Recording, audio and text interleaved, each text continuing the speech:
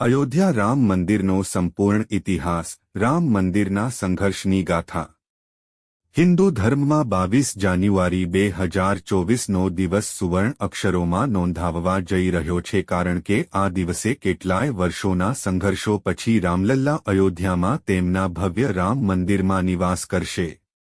શ્રી રામના અભિષેકની તૈયારીઓ અંતિમ તબક્કામાં છે અને સમગ્ર વિશ્વ ઐતિહાસિક ક્ષણનું સાક્ષી બનવા જઈ રહ્યું છે। ત્યારે આ મંદિર બનવા પાછળ ઘણા સંઘર્ષો, ઘણા વિવાદો અને ઘણા કોમી રમખાણો પણ થયા હતા। ત્યારે આ મંદિર પાછળના ઇતિહાસ અને સંઘર્ષોથી લઈને મર્યાદા પુરુષોત્તમ શ્રીરામના મંદિર નિર્માણની સંપૂર્ણ કહાની વિસ્તૃતમાં સમજીએ। કહેવાય છે કે અયોધ્યામાં પ્રભુ શ્રીરામનું મંદિર તેમના પુત્ર કુશે બનાવ્યું હતું। માત્ર અયોધ્યામાં જ શ્રીરામના 3000 કરતાં પણ વધારે મંદિરો હતા। ઈસ પૂર્વે 5મી સદીમાં આ મંદિરોની હાલત ખરાબ થવા લાગી। આ જોઈને ઉજ્જૈનના રાજા વિક્રમાદિત્ય અયોધ્યા આવ્યા અને આ મંદિરોનું ફરી નિર્માણ કરાવ્યું। સેંકડો વર્ષો સુધી આ મંદિર ત્યાં બન્યા રહ્યા। રામ મંદિરના સંઘર્ષની ગાથા દેશના સૌથી સંવેદનશીલ અને ચર્ચાસ્પદ મામલાઓમાંના એક 500 વર્ષના સંઘર્ષથી ચાલી આવતા એવા અયોધ્યા રામ મંદિરના વિવાદ પાછળ કેવા કોમી રમખાણો થયા, કેવા બનાવો બન્યા અને કેટલા લોકોએ આ સંઘર્ષમાં પોતાનું બલિદાન આપ્યું। આ સંપૂર્ણ વિવાદ અને સંઘર્ષની શૌર્યગાથાને આપણે સમયરેખાની સાથે સમજીએ। 21 એપ્રિલ 1526 બાબર અને ઇબ્રાહિમ લોદી વચ્ચે યુદ્ધ થાય છે। ઇસ 1528 બાબરની સેનાએ અયોધ્યા પર કબજો કર્યો। ઇસ 1528 રામ મંદિરને તોડીને બાબર દ્વારા બાબરી મસ્જિદ બનાવાય। ઇસ 1853 પહેલી વખત અયોધ્યાના આ વિવાદિત સ્થળે કોમી રમખાણો થયા। ઇસ 1859 આ વિવાદિત સ્થળે અંગ્રેજોએ રેલિંગ લગાવી દીધી। સાથે જ પરિસરના અંદરના ભાગમાં મુસ્લિમોને અને બહારના ભાગમાં હિન્દુઓને પ્રાર્થના કરવાની પરવાનગી આપવામાં આવી। ઇસ 1949 વિવાદિત સ્થળ ઉપર ભગવાન રામની મૂર્તિઓ મળી આવી। તેથી વિવાદ વધતા હિન્દુ અને મુસ્લિમ પક્ષકારો અદાલતમાં પહોંચ્યા। સરકારે આ જગ્યાને વિવાદિત ઘોષિત કરીને જગ્યાને તાળા લગાવી દીધા। ઇસ 1980 હિન્દુઓએ પ્રાર્થના કરવાની વિનંતી ઉપર ફૈઝાબાદના ડિસ્ટ્રિક્ટ મેજિસ્ટ્રેટે વિવાદિત સ્થળના દરવાજા ખોલવાનો આદેશ આપ્યો। મુસ્લિમો આના વિરોધમાં ઉતરી આવ્યા અને બાબરી મસ્જિદ સંઘર્ષ સમિતિ બનાવવામાં આવી। ઇસ 1989 વિશ્વ હિન્દુ પરિષદે વિવાદિત સ્થળ ઉપર રામ મંદિરનો પાયો નાખ્યો। મંદિર નિર્માણ માટેનું અભિયાન તેજ કરવામાં આવ્યું। 6 ડિસેમ્બર 1992 હજારોની ભીડે ભેગા થઈને બાબરી મસ્જિદનો ગુંબજ તોડી નાખ્યો। ત્યારબાદ આખા દેશમાં હિન્દુ મુસ્લિમો વચ્ચે તોફાનો ફાટી નીકળ્યા। આ તોફાનોમાં 2000થી વધુ લોકોના મોત થયા। 20 ફેબ્રુઆરી 2002 વિશ્વ હિન્દુ પરિષદે 15 માર્ચે રામ મંદિર બનાવવાની ઘોષણા કરી। ત્યારબાદ હજારો હિન્દુઓ અયોધ્યામાં ભેગા થઈ ગયા। 13 માર્ચ 2002 સુપ્રીમ કોર્ટે વિવાદિત સ્થળ ઉપર જૈસે થેનો આદેશ આપ્યો। આ સાથે જ સ્પષ્ટતા કરી કે કોઈ પણ વિવાદિત સ્થાન ઉપર ભૂમિ શિલા પૂજનની પરવાનગી નહીં આપવામાં આવે। 20 એપ્રિલ 2003 પુરાતત્વ ખાતા વડે હાઈકોર્ટના આદેશ ઉપર વિવાદિત સ્થળે ખોદકામ શરૂ કરવામાં આવ્યું। પુરાતત્વ સર્વેક્ષણના અહેવાલમાં જણાવવામાં આવ્યું હતું કે વિવાદિત સ્થળે ખોદકામ કરતા મંદિરને લાગતા વળગતા 184 અવશેષો મળી આવ્યા। આ અહેવાલથી હિન્દુ પક્ષે બમણા જોરથી પોતાનો દાવો કર્યો। જુલાઈ 2005 5 આતંકીઓએ વિવાદિત પરિસરમાં હુમલો કર્યો। આ હુમલામાં 5 આતંકી સહિત 6 લોકોના મોત થયા। 24 સપ્ટેમ્બર 2010 હાઈકોર્ટે 3 જજોની બેન્ચ વડે ચુકાદો આપતા જણાવ્યું હતું કે વિવાદિત સ્થળનો 1/3 હિસ્સો મુસ્લિમોને મસ્જિદ બનાવવા માટે અને બાકીનો હિસ્સો હિન્દુ પક્ષોને મંદિર બનાવવા માટે આપવામાં આવે। ચુકાદાથી અસંતુષ્ટ બંને પક્ષોએ સુપ્રીમ કોર્ટના દ્વાર ખખડાવ્યા। 9 મે 2011 સુપ્રીમ કોર્ટે અલાહાબાદ હાઈકોર્ટના સ્થળને 3 ભાગમાં વહેંચવાના નિર્ણય સામે સ્ટે લગાવી દીધો અને સુપ્રીમમાં કેસની સુનાવણી શરૂ થઈ. 20 જાન્યુઆરી 2019 અયોધ્યા કેસની સુનાવણી માટે ચીફ જસ્ટિસ રંજન ગોગોઈના વડપણ હેઠળ બેન્ચનું ગઠન કરવામાં આવ્યું.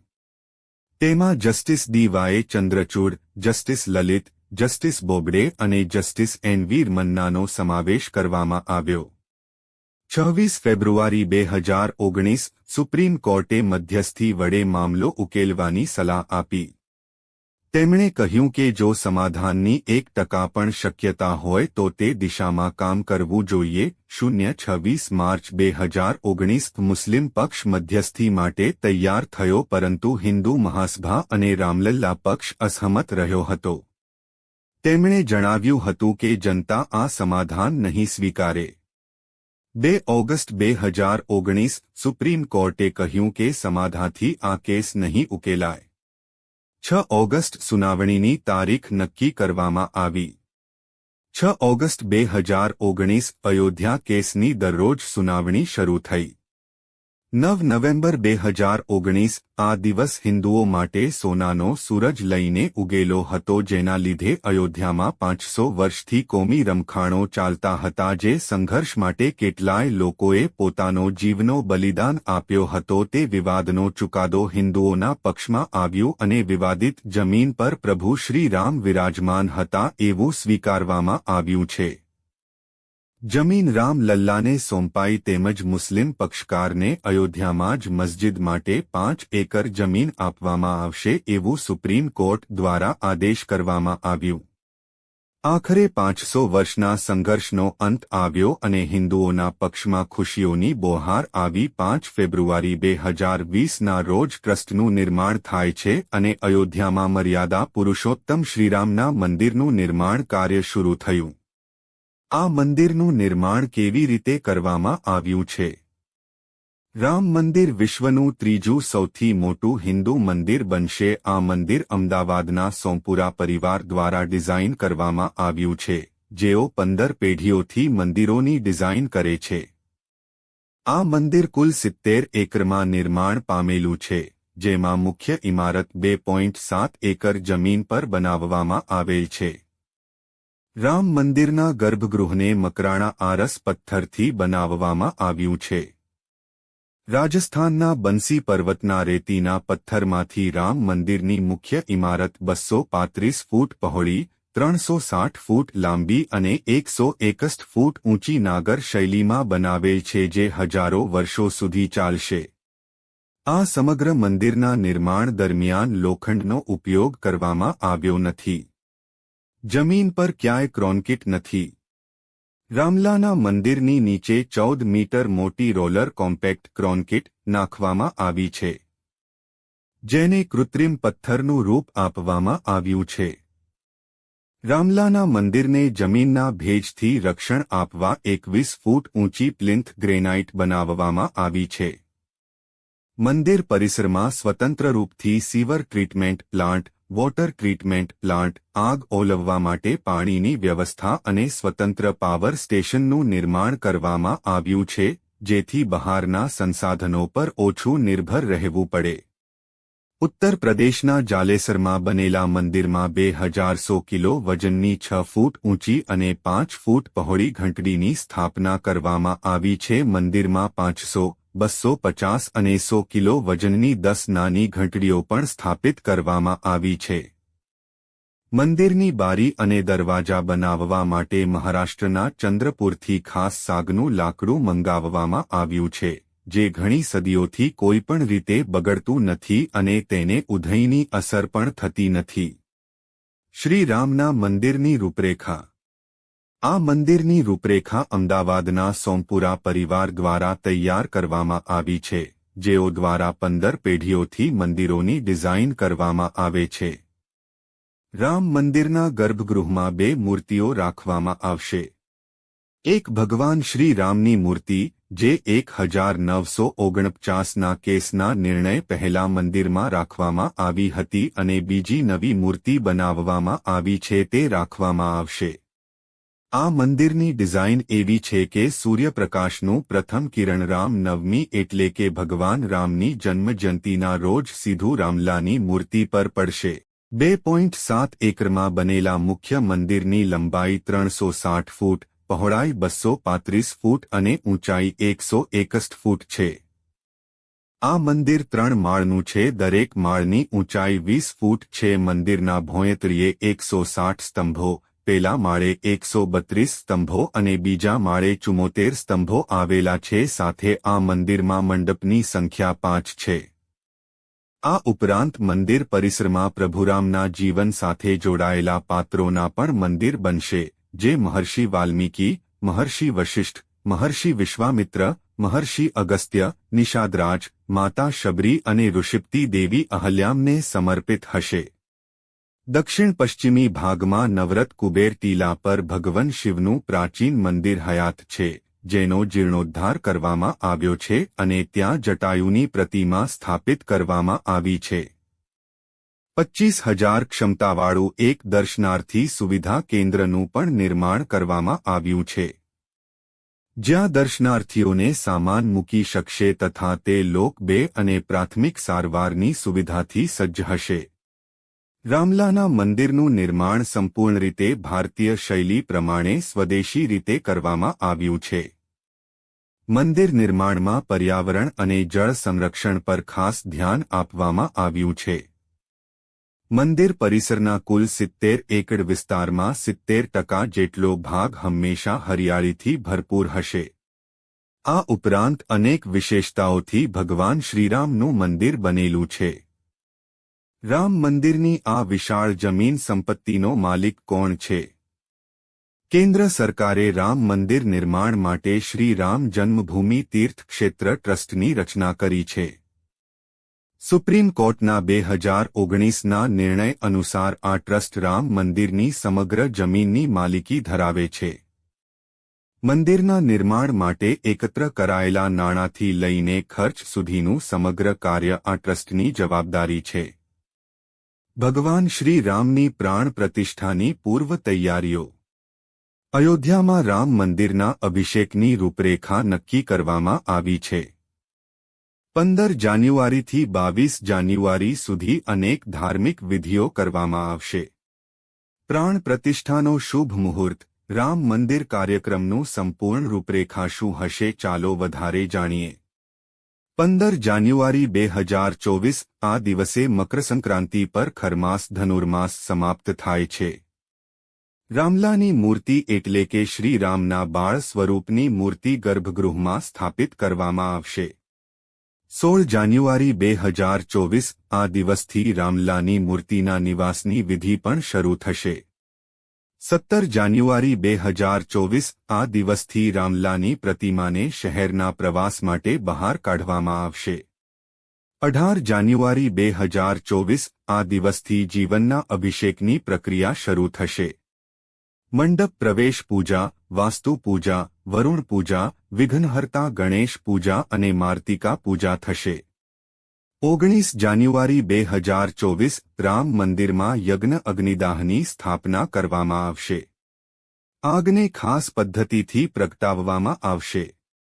20 જાન્યુઆરી 2024 રામ મંદિરના ગર્ભગૃહને 81 કલશથી પવિત્ર કરવામાં આવશે, જેમાં વિવિધ નદીઓનું પાણી એકત્રિત કરવામાં આવ્યું છે.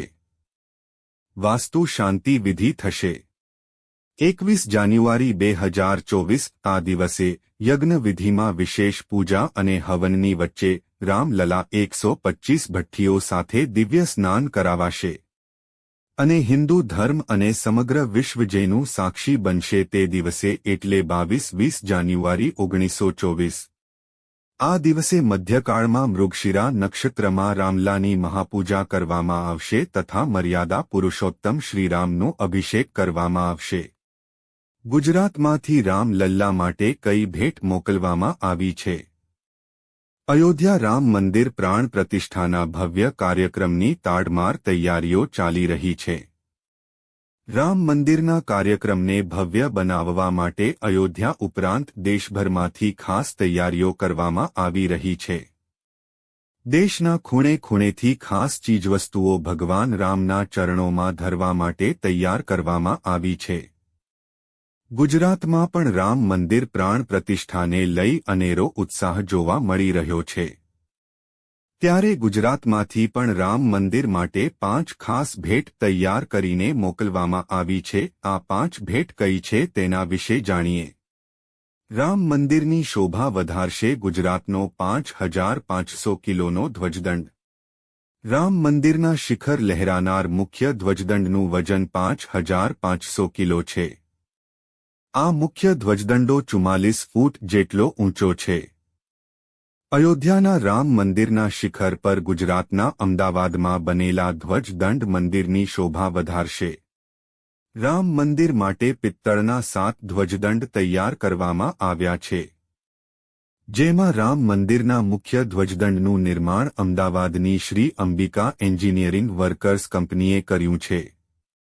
રામ મંદિરનો મુખ્ય ધ્વજદંડ 44 ફૂટ ઊંચો છે અને તેનું વજન 5500 કિલો છે. રામ મંદિર પર લહેરાશે દ્વારકાધીશ મંદિરની ધજા 13 ગજની ધજા. અયોધ્યાના રામ મંદિર પર પ્રસિદ્ધ દ્વારકાધીશ મંદિરની ધજા લહેરાશે. રામ મંદિર માટે ખાસ 13 ગજની ધજા તૈયાર કરવામાં આવી છે. ગુજરાતના મીઠાપુરના યોગેશભાઈ ફળડિયાના પરિવાર દ્વારા અયોધ્યા રામ મંદિર પ્રશાસન તરફથી પરવાનગી મળતા દ્વારકાધીશ મંદિરના પૂજારી દ્વારા રામ મંદિરની ધજાની પૂજા કરીને આ ધજાને અયોધ્યા મોકલવામાં આવી છે. રામ મંદિરની આ 13 ગજની ધજામાં 13 અક્ષરમાં શ્રી રામ જય રામ નામ લખેલું છે. રામ મંદિરમાં ગુંજશે અમદાવાદના 450 કિલોના નગારાની નોબત. અયોધ્યાના રામ મંદિરમાં ભક્તોને અમદાવાદના 450 કિલોના નગારાની નોબત સાંભળવા મળશે. અમદાવાદમાં અખિલ ભારતીય ડબગર સમાજ દ્વારા રામ મંદિર માટે 700 કિલો પાવર સ્ટીયરિંગ રથ સાથે 350 કિલોનું વિશાળ નગારા બનાવવામાં આવ્યા છે. લગભગ 15 લાખના ખર્ચે તૈયાર કરવામાં આવેલ આ વિશાળ નગારા રામ મંદિરના સિંહદ્વાર પર મૂકવામાં આવશે. રામ મંદિર માટે આ 56 ઇંચના નગારા લોખંડની 6 mmની પ્લેટમાંથી બનાવવામાં આવ્યો છે. આ નગારા ખૂબ જ મજબૂત છે અને તેના ઉપર ગમે તેટલી વખત ચામડું બદલાય તો પણ તેના આકારને કોઈ નુકસાન થશે નહીં. આ નગારા ઉપર ખાસ કારીગરો દ્વારા નકશીકામ કરાવવામાં આવ્યું છે અને તેના પર સોના અને ચાંદીનો ગિલેટ કરાયો છે. રામ મંદિરમાં પ્રગટાવાશે વડોદરાનો 1100 કિલોનો દીપક. અયોધ્યા રામ મંદિર માટે વડોદરાના રામભક્ત ખેડૂત અરવિંદ પટેલે 1100 કિલોનો દીપક બનાવ્યો છે. વડોદરાના મકરપુરામાં 10 જેટલા કારીગરોએ 12 દિવસ સતત 24 કલાક કામ કરીને સ્ટીલમાંથી આ દીપક બનાવ્યો છે. 1100 કિલોના આ દીપક 9 ફૂટ ઊંચો અને 8 ફૂટ પહોળો છે અને તેમાં 15 કિલોની રૂની દિવેટ પ્રગટાવવા 4 ફૂટની મશાલ તૈયાર કરવામાં આવી છે. દિવેટ સુધી પહોંચવા માટે અલગથી 8 ફૂટની સીડી પણ બનાવવામાં આવી છે. આ વિશાળ દીપકમાં 501 કિલો ઘી પૂરવાની ક્ષમતા છે. આ દીપકને પ્રગટાવવામાં આવે તો તે 2 મહિના કરતાં વધારે સમય સુધી પ્રજ્વલિત રહેશે. રામ મંદિરમાં વડોદરાની 3500 કિલોની અગરબત્તીથી મહેકશે. અયોધ્યા રામ મંદિર માટે વડોદરામાં પંચદ્રવ્યોમાંથી 108 ફૂટની અગરબત્તી તૈયાર કરવામાં આવી છે. વડોદરાના ગોપાલક સમાજ અને રામ ભક્તો દ્વારા 108 ફૂટ લાંબી અગરબત્તી બનાવીને અયોધ્યા મોકલી છે. 3.5 ફૂટ પહોળી અગરબત્તીનું કુલ વજન 3500 કિગ્રા છે. વડોદરાના રહેવાસી વિહાભાઈ ભરવાડે 22 જાન્યુઆરીએ અયોધ્યામાં રામ મંદિરના અભિષેક સમારોહ માટે 108 ફૂટ લાંબી અગરબત્તી તૈયાર કરી છે. આ અગરબત્તી બનાવવા 191 કિલો ગીર ગાયનું શુદ્ધ ઘી, 373 કિલો શુદ્ધ ગુગળ ધૂપ, 280 કિલો જવ, 280 કિલો તલ, 373 કિલો કોપરાની છીણ, 425 કિલો હવન સામગ્રી અને 1475 કિલો ગાયના છાણના ભૂકાનો ઉપયોગ કરવામાં આવ્યો છે. વડોદરાની આ વિશાળ અગરબત્તી રામ મંદિરમાં 45 દિવસ સુધી સુંગત પ્રસાવરશે. અયોધ્યામાં બનશે વિશ્વની સૌથી ઊંચી પ્રતિમા. રામ ભક્તોની ખુશીમાં બમણો વધારો ત્યારે થયો જ્યારે ઉત્તર પ્રદેશના મુખ્યમંત્રી યોગી આદિત્યનાથ દ્વારા જણાવવામાં આવ્યું કે અયોધ્યામાં મર્યાદા પુરુષોત્તમ ભગવાન શ્રી રામની વિશ્વની સૌથી ઊંચી પ્રતિમા બનશે. આ પ્રતિમા સરયુ નદીના કાંઠે નિર્માણ પામશે તથા તેની ઊંચાઈ 823 ફૂટ હશે. શ્રી રામના પ્રાણ પ્રતિષ્ઠા દિવસે કઈ કઈ હસ્તીઓ ઉપસ્થિત રહેશે? શ્રી રામની પ્રાણ પ્રતિષ્ઠાને લઈને સમગ્ર દેશ અને વિદેશમાં ઉત્સાહ છે ત્યારે ઘણી નામચીન હસ્તીઓ પણ આ કાર્યક્રમમાં ઉપસ્થિત રહેવાની છે. દેશના વડાપ્રધાન નરેન્દ્ર મોદીજી આ કાર્યક્રમમાં ઉપસ્થિત રહેશે તથા આ દિવસે ઉપવાસ પણ રાખશે. સાથે ઉત્તર પ્રદેશના મુખ્યમંત્રી યોગી આદિત્યનાથ અને હજારો લોકો આ કાર્યક્રમમાં ઉપસ્થિત રહેવાના છે. આ કાર્યક્રમ માટે 7,000 લોકોને આમંત્રણ આપવામાં આવ્યું છે. સાથે સાથે 4,000 સંતોને પણ આમંત્રણ આપવામાં આવ્યું છે. અમિતાભ બચ્ચન, અનુપમ ખેર, રજનીકાંત, સંજય લીલા ભણસાલી, રોહિત શેટ્ટી, રાજકુમાર હિરાની, માધુરી દીક્ષિત, અક્ષય કુમાર, ફેમસ નિર્માતા મહાવીર જૈન, ચિરંજીવી, મોહનલાલ, ધનુષ અને રિષભ શેટ્ટી સહિત ઘણા સ્ટાર્સને આમંત્રિત કરવામાં આવ્યા છે. આ સાથે જ રામાનંદ સાગરની રામાયણમાં ભગવાન શ્રી રામની ભૂમિકા ભજવનાર અરુણ ગોવિલ અને માતા સીતાની ભૂમિકા ભજવનાર દીપિકા ચીખલિયાને પણ આમંત્રિત કરાયા છે. લોકોમાં શ્રી રામના પ્રાણ પ્રતિષ્ઠાને લઈને અનેરો ઉત્સાહ અને હર્ષની લાગણી જોવા મળી રહ્યો છે ત્યારે રામ ભક્તો અને દેશ જ નહીં પરંતુ સમગ્ર વિશ્વ ઐતિહાસિક ક્ષણની રાહ જોઈ રહ્યો છે. બધા લોકોમાં હરખ છે તો માત્ર 22 જાન્યુઆરી 2024નો જ્યારે હિન્દુ ધર્મના સંઘર્ષનો વિજય થશે અને રામલલ્લા ફરી એકવાર અયોધ્યામાં વિરાજમાન થશે. મિત્રો, વિડિયો ગમ્યો હોય તો લાઇક, સબસ્ક્રાઇબ એન્ડ તમારા મિત્રોને શેર જરૂર કરજો. જય શ્રી રામ.